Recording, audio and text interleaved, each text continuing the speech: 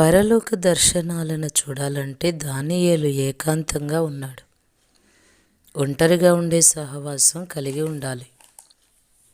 యోహాను సువార్త 16వ అధ్యాయం 32వ వచనంలో, తండ్రి నాతో ఉన్నాడు గనుక నేను ఒంటరిగా లేను. నమ్మకాన్ని కార్యరూపంలో పెట్టడంలో చాలాసార్లు త్యాగాలు చేయవలసి ఉంటుంది. ఎన్నో ఎడబాట్లకు గురై ఎన్నో వాటిని దూరం చేసుకుని మనసులో ఏదో పోగొట్టుకున్న భావాన్ని, ఒంటరితనాన్ని వహించాల్సి ఉంటుంది. పక్షిరాజులాగా ఆకాశాల్లో ఎగరదలుచుకున్నవాడు, దేవుని సూర్యరశ్మిలో మబ్బులు కమ్మని ఆకాశం నిరంతరం నిలిచి ఉండే చోట ఉండదలుచుకున్నవాడు కొంత ఒంటరి జీవితానికి సిద్ధపడాల్సిందే. పక్షిరాజు కన్నా ఒంటరి పక్షి లేదు. ఇవి గుంపులు గుంపులుగా ఎప్పుడూ ఎగరవు. ఒకటి లేకపోతే రెండు అప్పుడప్పుడు తరచుగా కనిపిస్తాయి. దేవునితో జీవితం గడిపే వాళ్ళకి ఇది అనుభవం అవుతుంది. ఇలాంటి వాళ్ళే దేవుడికి కావాలి.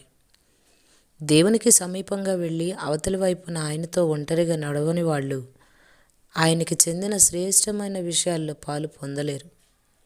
హోరేబు పర్వతం మీద అబ్రహాము దేవునితో ఒంటరిగా ఉన్నాడు. కానీ సొదొమలో నివసించే లోతుకు ఆ అనుభవం లేదు. ఐగుప్తు జ్ఞానమంతటిలో విద్వాంసుడైన మోషే 40 సంవత్సరాలు అరణ్యంలో దేవునితో ఒంటరిగా ఉన్నాడు.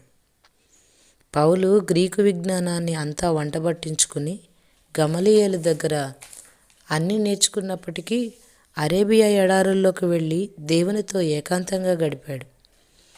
దేవుడు నిన్ను ఒంటరివాణ్ణిగా చేయని అంటే సన్యాసిగా మారి అరణ్యంలో నివసించమని కాదు.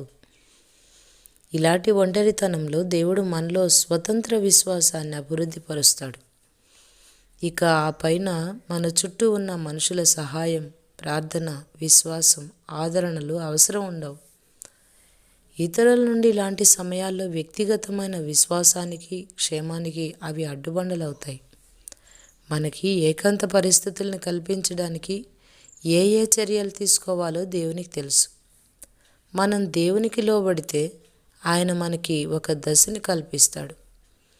అది గడిచిపోయిన తర్వాత మనం అంతవరకు ఎవరి మీద ఆధారపడి ఉన్నామో వాళ్ళ మీద మన ప్రేమ అలానే ఉన్నప్పటికీ వాళ్ళ మీద ఆధారపడటం మాత్రం మానేస్తాం.